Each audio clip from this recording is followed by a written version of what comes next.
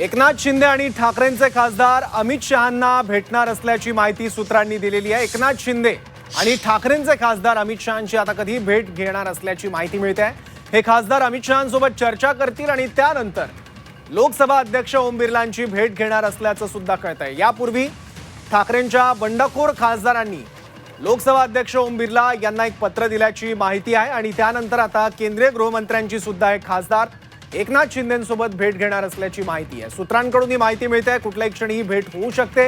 हे सर्व खासदार दिल्लीत आहेत। काही वेळापूर्वी राजाभाऊ वाजे या ठाकरेंचे खासदार असलेल्यांशी आम्ही संवाद साधला। त्यांचं म्हणणं होतं की मी आता राजधानी एक्सप्रेसमध्ये आहे, दिल्लीत अजून पोहोचलेलो नाहीये आणि मी ठाकरेंसोबतच राहणार, त्याच्यामुळे त्यांची सुद्धा काय भूमिका राहते बघावं लागेल। बंडखोर खासदारांचा आकडा आहे 6।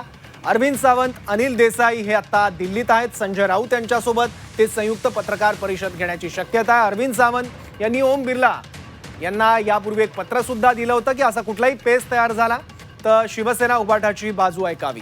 संजय राऊत यांनी आता ट्विट केलेले आहेत लागोपाठ या घडामोडींबद्दल। काय म्हटलंय संजय राऊतांनी पाहूया। नाशिकचे खासदार राजाभाऊ वाजे हे दिल्लीत उद्योग समितीच्या बैठकीसाठी निघाले आहेत। नागेश आष्टीकर हिंगोली खासदार म्हणाले, मी हिंगोलीत आहे पण हे लोक माझी खोटी सही करू शकतात। आता हे जे लोक आहेत त्यांना यावेळी जनता आणि शिवसैनिक सोडणार नाहीत हे नक्की। याचा अर्थ शिवसेनेमध्ये शिवसेना ठाकरे पक्षात बंड झालंय हे एक प्रकारे राऊतांनी कबूल केलेलं आहे। जनता आणि शिवसैनिक त्यांना सोडणार नाही असंही संजय राऊतांनी म्हटलंय।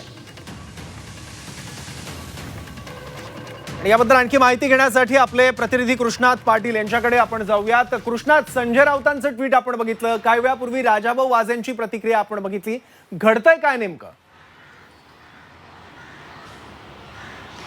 संजय राऊत यांचं ट्विट पाहता कुठंतरी धमकीवजा इशारा जो आहे तो या ट्विटमधून देण्याचा प्रयत्न संजय राऊत यांनी दिलेला आहे। कारण शिवसैनिक आणि जनता सोडणार नाही याचाच अर्थ कुठंतरी एक इशारा देण्याचा प्रयत्न शेवटच्या टप्प्यामध्ये संजय राऊत यांच्याकडून केला जातोय का, असा एक प्रश्न या निमित्ताने निर्माण होतोय। कारण राजाभाऊ वाजे यांनी जी स्पष्टपणे भूमिका मांडलेली आहे तशा प्रकारची भूमिका ही नागेश पाटील आष्टीकर यांनी अद्यापपर्यंत समोर मांडलेली पाहायला मिळत नाही आहे। कारण राजाभाऊ वाजे यांनी काही वेळापूर्वी जी बोलताना ज्या प्रकारे आपण उद्धव ठाकरे यांच्यासोबतच आहोत आणि त्यांच्यासोबत राहू अशा प्रकारे ठामपणे जे सांगितलेलं आहे, तसं नागेश पाटील आष्टीकर यांच्या बाबतीत मात्र तसं सांगताना दिसून येत नाही। नागेश पाटील आष्टीकर यांच्या बाबतीत संजय राऊत यांनी जो दावा केलेला आहे तो दावा कुठंतरी संशयास्पद असलेला पाहायला मिळतोय। कारण त्या ठिकाणी संशयाला वाव आहे, कारण नागेश पाटील आष्टीकर जे आहेत ते समोरून कुठेही बोलताना पाहायला मिळत नाहीत। त्यामुळं नागेश पाटील आष्टीकर हे नेमके कुणाच्या बाजूने आहेत ते समोर येईलच। परंतु ते जी गट स्थापन केला जाणार आहे 6 खासदारांचा, हा 6 खासदारांचा गट स्थापन करण्यापूर्वी गृहमंत्री अमित शहा यांच्यासोबत बैठक होणार आहे। त्यामध्ये एकनाथ शिंदे आहेत, शिवसेना ठाकरेंचे फुटलेले 6 खासदार आहेत आणि अमित शहा अशा तीन व्यक्तींच्या बैठका ज्या आहेत त्या प्रामुख्याने पाहायला मिळत आहेत होईल आणि यामध्ये ठरवलं जाईल की पक्षामध्ये विलीन करण्याच्या संदर्भात कोणती पावलं उचलली जातात, कायदेशीररित्या कोणता पर्याय जो आहे तो अधिक सुकर असणार आहे। कारण 2/3 बहुमत जे होणं पक्षांतरबंदी टाळण्यासाठी ते गरजेचं आहे। ते 6 एकदमच काटावरचं असतं, किमान 7 खासदार असते तर अगदी सोपं झालं असतं। अशा प्रकारची एक भूमिका काल आनंद कळसे यांनी देखील मांडलेली होती। त्यामुळं या 6 खासदारांच्या बाबतीत नेमका काय निर्णय घेतला जातो, कारण ज्या प्रकारे TMC खासदारांचं विलीनीकरण एका वेगळ्या पक्षामध्ये करण्यात आलं आणि तो पक्षच त्यांच्याकडे देण्यात आला, तशा प्रकारची जी कार्यकृती आहे ती या बाबतीत होणार नाही। कारण हे सर्व खासदार जे आहेत शिवसेना शिंदे गटाकडे त्यांच्यामध्ये सामील होण्यासाठी जात आहेत की काय, अशा प्रकारची एक भूमिका राहिलेली आहे। त्यामुळं या संदर्भातला निर्णय जो आहे तो अमित शहा या बैठकीमध्ये घेण्याची शक्यता आहे आणि ही बैठक। कृष्णात, माझा आणखी एक प्रश्न आहे। राजाभाऊ वाजेंचं म्हणणं आहे की मी ठाकरेंसोबतच राहणार आहे आणि दुसरीकडे संजय राऊतांनी त्यांचं नाव घेतलंय, आष्टीकरांचं नाव घेतलंय आणि म्हटलंय की हे लोक माझ्या खोट्या सह्या सुद्धा करू शकतात। राऊतांचा रोख नेमका कोणत्या गोष्टीकडे आहे?